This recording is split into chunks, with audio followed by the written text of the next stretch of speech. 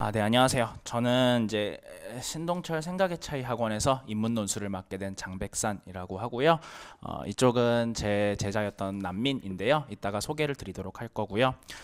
오늘 영상 같은 경우에는 인문 논술에 대해서 궁금해하시는 분들이 굉장히 많기 때문에 대략적인 인문 논술에 대한 접근법을 좀 말씀을 드릴 거고, 특히 이제 저로서도 또 학부모로서도 알 수 없는 학생 입장에서 주의했으면 혹은 알아두면 좋을 팁들 같은 거를 학생이 말해줄 예정이고요. 특히 오늘은 아무래도 이제 학생의 학교다 보니까 연세대학교에 대해서 조금 더 자세하게 말씀을 드리려고 합니다. 일단은 첫 번째로 자기소개부터 좀 부탁을 드립니다. 네, 안녕하세요. 저는 연세대학교 불어불문학과 2학번 남민입니다. 연세대학교 네, 그러니까 말씀드렸다 지금 학생이 말했다시피 이제 인문 논술도 인문 논술이지만 이제 연세대학교 논술에 대해서 좀 자세하게 설명을 드릴 거고요. 그 다음에 요거는 이따가 또 말씀을 드리겠지만 혹시나 해서 먼저 말씀을 드릴게요.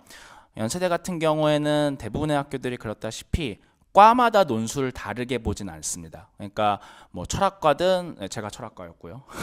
불어불문학과든 기본적으로 인문 논술이면은 같은 유형의 시험을 본다라고 하면 되는데, 자 그럼 자세하게 좀 들어가 봐서 두 번째로 이제 논술을 결정하게 된 계기, 혹은 바꿔 말하면은 왜 학종이나 교과를 하지 않았는가, 논술을 메인으로 잡게 된 생각의 이유는 무엇인지 좀 설명을 해주시죠.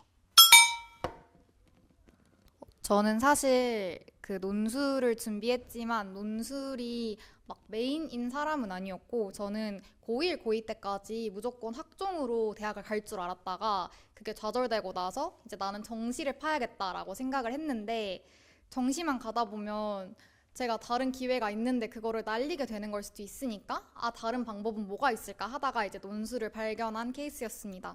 그래서 정시를 가져가되 뭔가 갈 때도 아쉽지 않을 만한 학교를 위주로 우리가 논술을 좀 전략적으로 준비를 해보자라고 해서 학교는 이제 연대랑 성대 중심으로 조금 작게 추려서 열심히 준비했던 것 같습니다.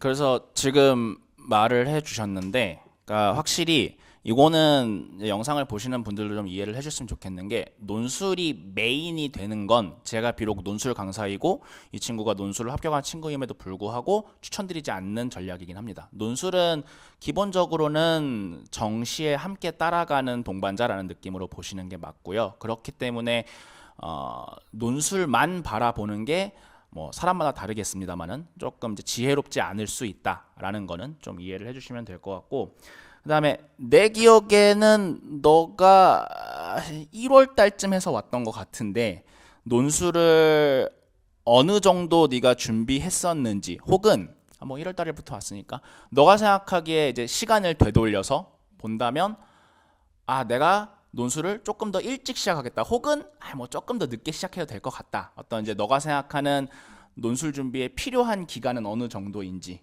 좀 말해 줄 수 있니?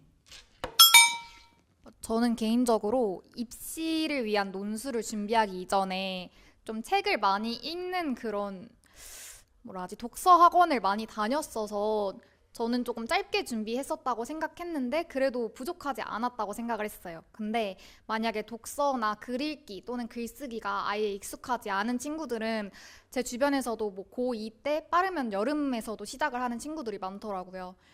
꼭 그 기간 동안 뭐 항상 강의를 듣고 이럴 필요가 없다고 하더라도 조금 시작은 일찍 해서 글을 읽는 연습이나 좀 글을 쓰는 태도를 연습을 해두는 게 아무래도 조금 더 준비하는 데 유리할 것 같다고는 생각했습니다. 그러면 이제 네 번째로 이제 조금 더 디테일하게 들어가서, 어쨌든 너가 연세대학교에 지금 합격을 했으니까, 뭐 지금은 아니고 꽤 됐지. 연세대학교 인문논술의 특징이 뭐가 있는지, 너가 생각하기에 특히 다른 학교랑 좀 다른 점, 혹은 나한테 배웠던 거랑 다른 점, 혹은 뭐 도움이 됐던 점은 뭐가 있는지 설명을 좀 해줘.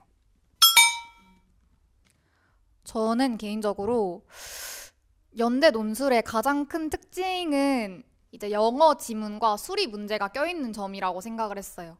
모의 논술 세트를 풀면서 이런 구성을 사실 본 적이 많이 없었는데 연대 논술은 연습할 때 늘 그래왔고 실제 시험에서도 그렇게 나왔었기 때문에 반드시 논술을 할 거니까 뭐 수학 공부나 영어 공부 전혀 필요 없어 이렇게 생각하는 것보다는 어느 정도 이제 정시를 같이 끌고 갈 정도의 공부는 계속 해두고 계시는 게 논술에서도 조금 유리할 수 있다고 생각을 하고 사실 그렇게 수준이 어렵지는 않잖아요. 한 2, 3등급만 돼도 사실은 뭐 어렵지 않게 풀 수 있는 수준인데 그러니까 별로 어렵게 막 어려우니까 연대 논술 하지 말아야겠다 이렇게 생각하는 것보다 개념 위주로 나오니까 개념을 좀 숙지를 하고 계시면 아무래도 이 부분에 있어서 조금 더 이점을 취할 수 있지 않을까 생각합니다. 저 같은 경우에도 저는 수학을 조금 못했던 편이라서 확통 특히 개념이 되게 많고 헷갈리잖아요.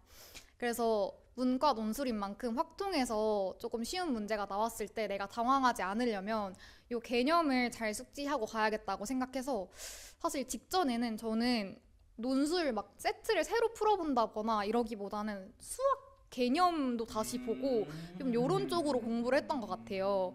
그래서 네. 이런 거 참고하시면 좋을 것 같고 두 번째로 제가 느꼈던 거는 연대 지문도 그렇지만 다른 학교 지문들도 되게 여러 개가 연계된 느낌으로 나오게 되는데 그게 세부적인 디테일을 보면 다 다른 얘기를 하는 것처럼 느껴져도 사실은 뭐 어떤 한 주제에 대해서 뭐 경제적인 측면을 얘기하는 글 또는 문화적인 측면을 얘기하는 글 이렇게 좀 모이게 되는 교집합들이 있는 것 같거든요, 분명히. 조금 그런 흐름을 잘 이해를 한 채로 그런 지문 세트들을 보게 되면 어쨌든 얘네가 조금 연결된 지점들이 있다는 생각을 하니까 좀 더 눈에 잘 들어오고 좀 더 정리도 잘 되는 것 같다고 생각을 해서 그런 부분들 논술 기초할 때 잘 다져주시면 아무래도 이제 기출 푸실 때 도움 많이 되니까 기초 공부 그런 식으로 하시는 거 추천드리고요. 저는 이제 그런 공부를 백선쌤한테 같이 해서 더 잘 됐던 케이스 같습니다. 부끄럽네요. 네. 이거는 근데 저로서는 물론 이제 제가 직접 시험을 치른 게 아니고 왜냐면 나 때는 수리 논술이 없었거든. 그러니까 이건 좀 특이한 게 그러면 내가 이해한 게 맞다면 네 말은 이제 논술은 오히려 좀 기초부터 다져 놓은 상태에서 적어도 연대라면 시험 직전에는 오히려 논술, 그러니까 글쓰기가 그렇게 중요한 것 같지는 않다. 그러니까 오히려 수학이나 영어를 보는 게 차라리 나을 수도 있겠다라는 생각? 맞아요. 왜냐면 살짝 제가 느꼈을 때 그 글쓰기 같은 경우에는 며칠 이제 막 한다고 크게 막 새로운 지문을 봤을 때 그게 적용이 되는 경우가 저의 경우에는 많이 없었어서 그런 준비는 조금 전에 일찍 계속 꾸준히 해주시는 게 좋고 만약에 직전 대비를 한다 이러면 그런 개념 위주로 보시되 그게 이제 지문에 어떻게 적용이 됐는지 이런 거를 공부하시는 게 단기적으로는 효율이 더 있지 않을까 생각했습니다. 그렇구나. 아니 난 특이하긴 해. 나 때는 수리 논술 없었어가지고. 근데 뭐 하여튼 이제 그러면은 이제 조금 더 이제 다섯 번째로 좀 디테일한 부분으로 들어가서 내가 어떤 시험장에서라든가 뭐 시험 당일이라든가 민이 너가 생각하는 아주 선생님도 알지 못할 것 같은 짜잘한 팁 같은 거 혹은 꿀팁 같은 거를 좀 말해주면 될 것 같아. 일단 제가 생각을 해본 게 크게 두 가지가 있었는데 일단 저희 연대 논술 같은 경우에는 하루에 몰아서 뭐 저희 때는 오전 오후로 나눠서 이제 인문계가 오전에 보고 뭐 수리 논술 그 이공계는 이제 오후에 본다든지 그렇게 하루에 몰아서 봤기 때문에 그 신촌 앞에 길이 워낙 또 좁고 특이한데 또 사람도 많아서 차가 하나도 안 움직이거든요. 그래서 오실 때 진짜 무조건 시간 넉넉하게 오시고 대중교통 이용하시는 걸 정말 정말 추천드려요. 제 주변에는 제가 봤을 때 지방에 사는 친구들은 그 전날 미리 신촌에 올라와서 하루 자고 가는 경우도 많더라고요. 차가 막히니까. 그렇게도 하시고 이제 두 번째로는 시험장 안에 들어가면 생각보다 저는 대기 시간이 되게 길었어요. 한 1시간 좀 안 됐던 것 같은데 되게 길었다고 느껴졌거든요. 그래서 이제 그때 뭐 이제 종이를 다 넣어놓게 하시다든지 뭐 이런 식으로 정말 아무것도 할 수 없는 순간들이 이렇게 길게 있는데 그때 생각보다 졸려요 또. 되게 겨울에 찬 바람 맞고 이제 갔다가 이제 히터 바람 나오잖아요. 그럼 또 엄청 졸리고 다들 이렇게 조용하게 이렇게 있으니까 심지어 엎드려 자는 사람도 봤어요 저는. 거기 간 사람들이 다 이제 열심히 하는 친구들이 또 아닐 수도 있기 때문에 저는 괜히 이제 졸리는 그런 감정에 이제 휩싸이기보다 좀 굶고 가서 좀 긴장된 상태로 열심히 시험 보고 나와서 이제 앞에 부모님이랑 같이 만나서 신촌 거리에 또 맛집 많잖아요. 맛집 맛있게 먹고 가시는 거를 추천드립니다. 저도 그렇게 했어요.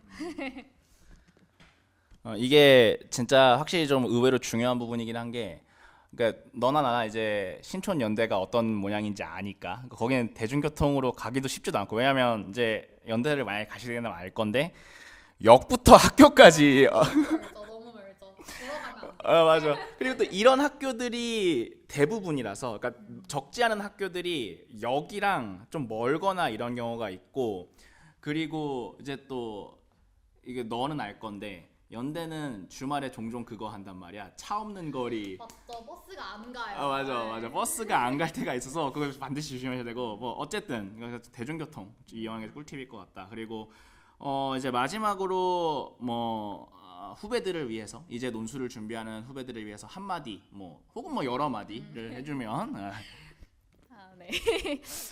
일단 지금 현재는 이 촬영 시점이 수능 얼마 안 남은 시기인데 이제 수능 전후로 논술 시험이 많이 닥칠 거기 때문에 후배 여러분들 정말 화이팅 하시길 바라고요. 개인적으로 아직 더 여유가 있는 고등학교 1, 2학년 친구들 대상으로 해주고 싶은 말은, 우리가 수시나 뭐 수시 안에서도 학종 교과 논술 있고 또 정시도 있고 뭐 예체능 쪽에서는 실제 실기 준비하시는 분들도 계실 텐데, 아직 고등학교 1, 2학년이면 사실 시간이 많이 남을 시기잖아요. 그때 나는 뭐 수시는 잠깐 망했으니까 이건 안 할 거야. 나는 논술은 책 안 읽었으니까 나 이거 못 할 것 같아. 이렇게 먼저 이렇게 덮어두기보다는 사실 가져갈 수 있는 모든 가지수를 다 가져가시는 게 나중에 고3 때 자기를 위한 그런 길인 것 같다고 저는 많이 생각했어요.